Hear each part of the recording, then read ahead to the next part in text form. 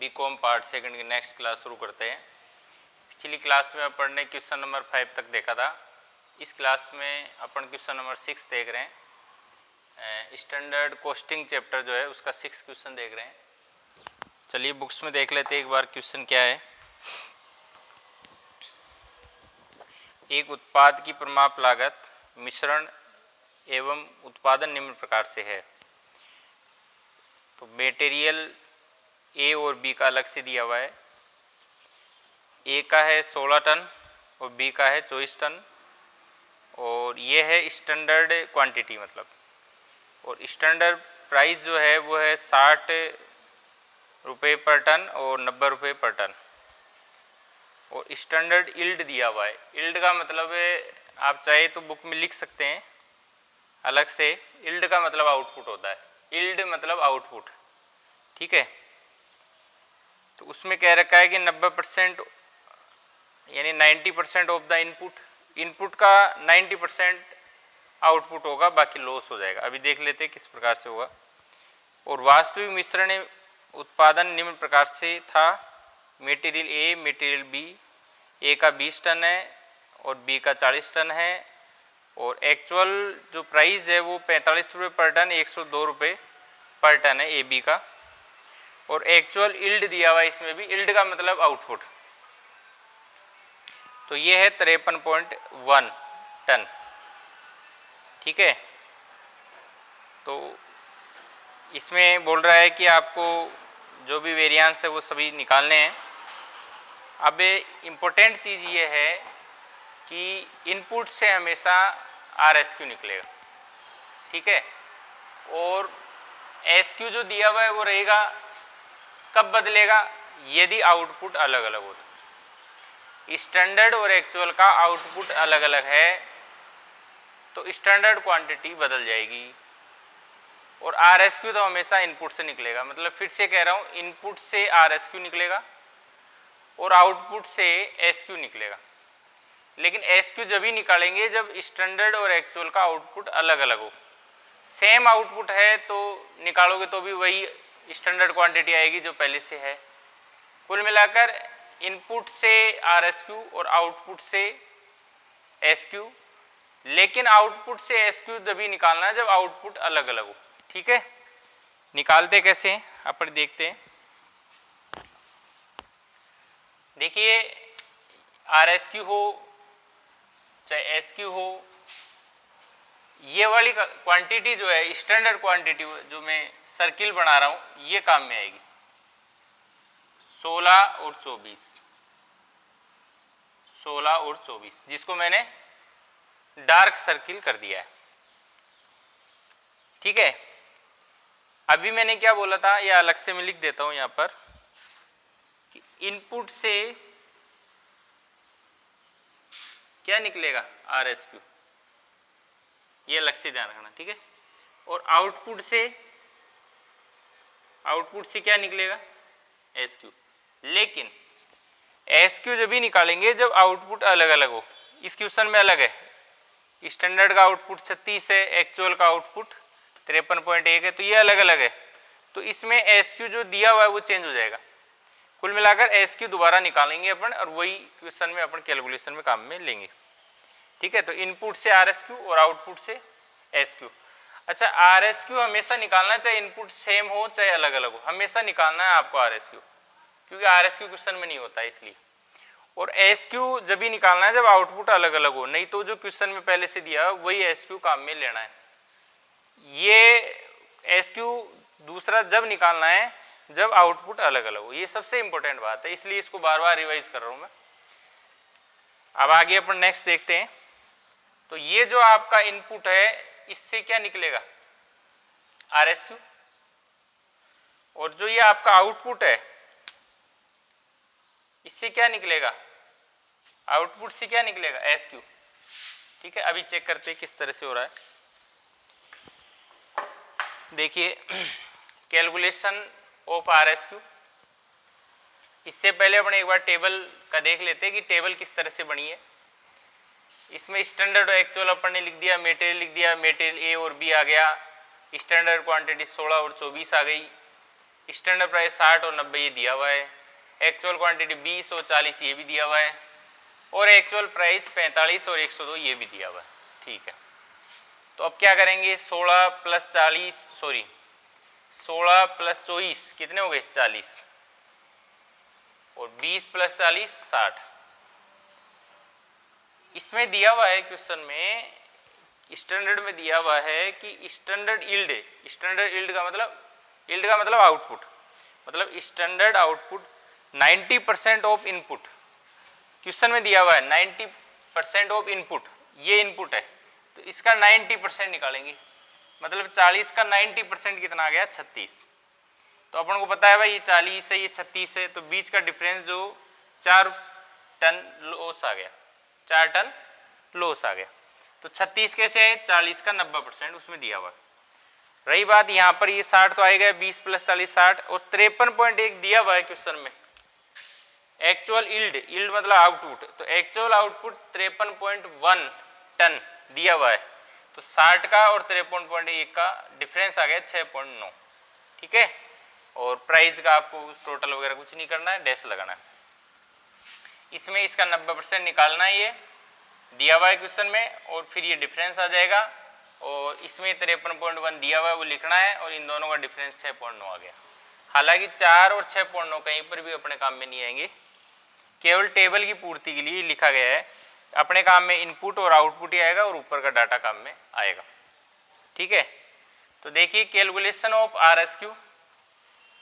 आरएसक्यू के लिए मैंने अभी बोला था कि इनपुट से निकलेगा, इनपुट ही आपके है, ये ध्यान रखना, दोनों इनपुट मैंने सर्किल कर रखा है।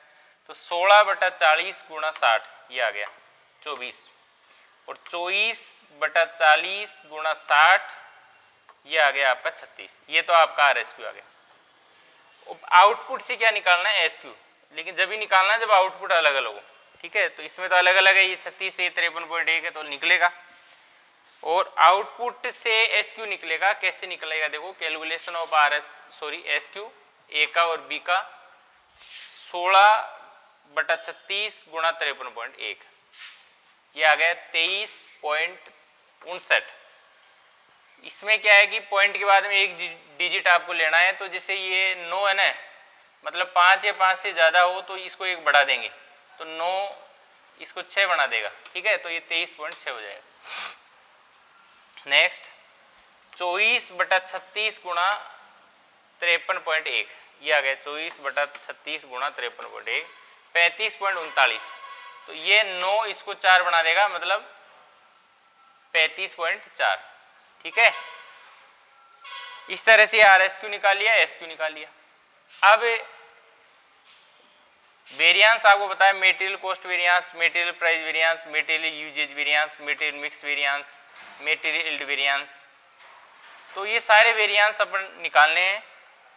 2 वेरिएंस मैं यहाँ पर बोर्ड पर निकाल रहा हूँ, एक तो मेटेरियल कॉस्ट वेरिएंस जिसका आंसर ये आएगा, एक मेटेरियल मिक्स वेरिएंस जिसका आंसर ये आएगा।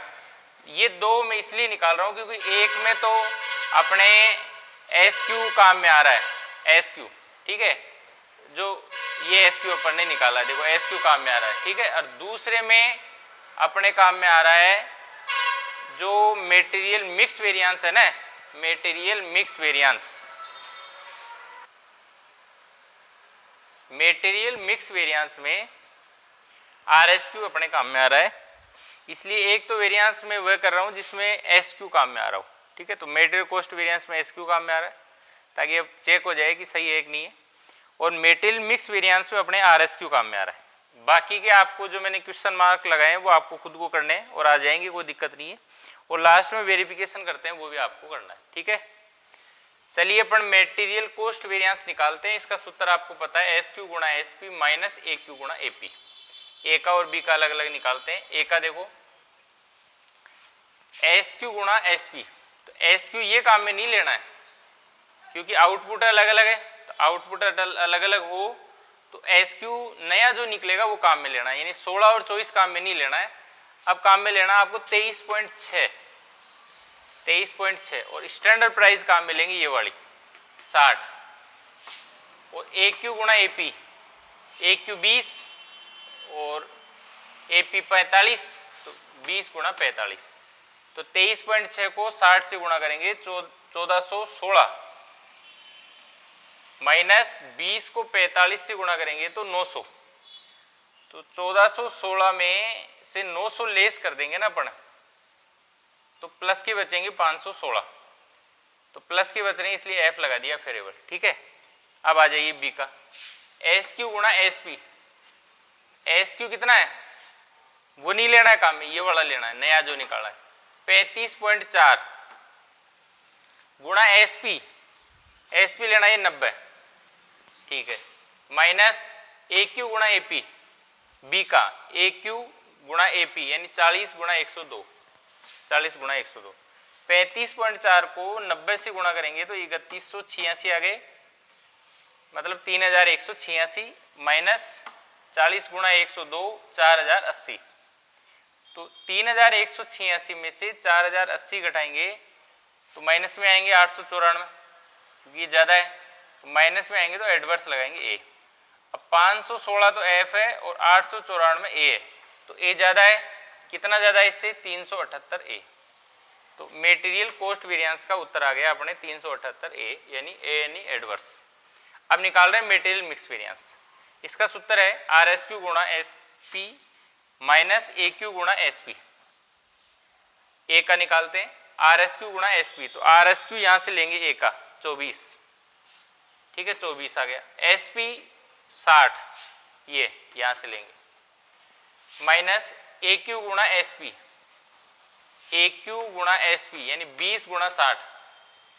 ठीक है, 24 को 60 से गुणा करेंगे 1440 माइनस 20 को 60 से गुणा करेंगे तो 1200। 1440 में से 1200 यदि अपन लेस कर देंगे तो प्लस में बचेंगे 240 एफ। प्लस कब लगाते हैं? एफ में बताया फेरेबल। और बी का आर एस क्यू गुणा S P. R S Q कितना है बी का? 36। ठीक है, आर एस क्यू कितना है बी का? 36 गुणा एस पी 90। बी का 90 देखो ये रहा। ठीक है, ए क्यू गुणा एस पी। बी का ए क्यू गुणा एस पी यानी 40 गुणा 90। तो 36 को 90 से गुणा करेंगे तो 3240 और 40 को 90 से गुणा करेंगे 3600। तो 3240 में से 3600 यदि लेस करेंगे तो माइनस में आएंगे 360 ए।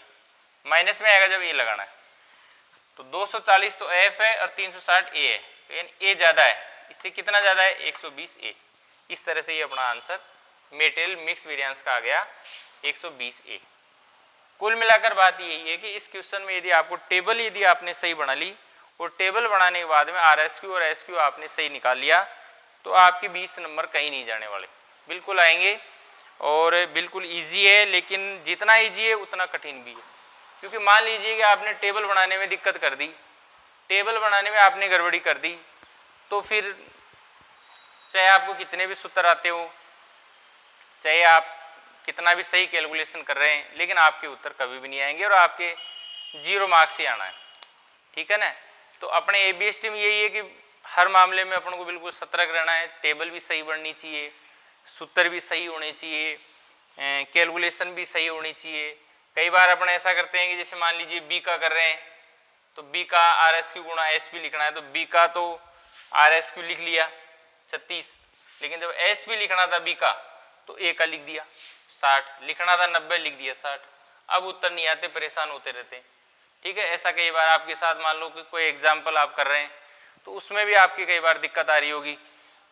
तो वो दिक्कत यही है, लिखना है बी का और लिख रहे हैं ए का, तो फिर कभी नहीं आएगा।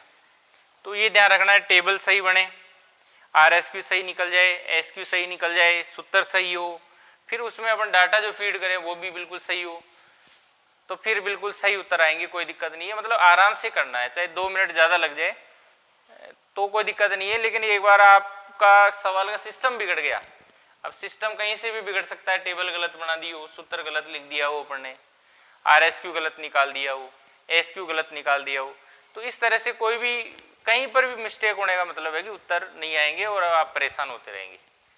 तो एग्जाम्पल साथ में आप करते रहें, पहले भी मैंने आपको कहा था, अब भी कह रहा हूँ। और कोई एग्ज़ाम में क्वेश्चन आया हुआ है उसको भी आप इस चैप्टर से रिलेटेड है उसको कर सकते हैं, क्योंकि हर साल ही इसमें से क्वेश्चन आता है। ठीक है, और इजी भी है, हार्ड भी है। कुल मिलाकर अब नेक्स्ट यही अपन को फोकस रखना है कि टेबल जो बना रही है वो सही बन रही है नहीं बन रही। तो एक दो सवाल अपन और पूरे कंप्लीट देख लेंगे आगे, और फिर धीरे धीरे मैं आपको टेबल बनाकर छोड़ दूंगा, फिर आगे का आप खुद कर लेना, क्योंकि आगे की चीज़ बिल्कुल सेम हो जाएगी। सूत्र लगाओ और सोल्व करो, बस मेन चीज़ है टेबल सही बन रही है कि नहीं बन रही। ठीक है ना। तो नेक्स्ट क्वेश्चन अपन नेक्स्ट क्लास में देखते हैं। प्रैक्टिस करते रहें आप। और ये 20 नंबर का चैप्टर है और इसमें आप 20 में से 20 ला सकते हैं, तो आपका प्रयास 100% रखें आप इसमें। ठीक है ना। Thank you.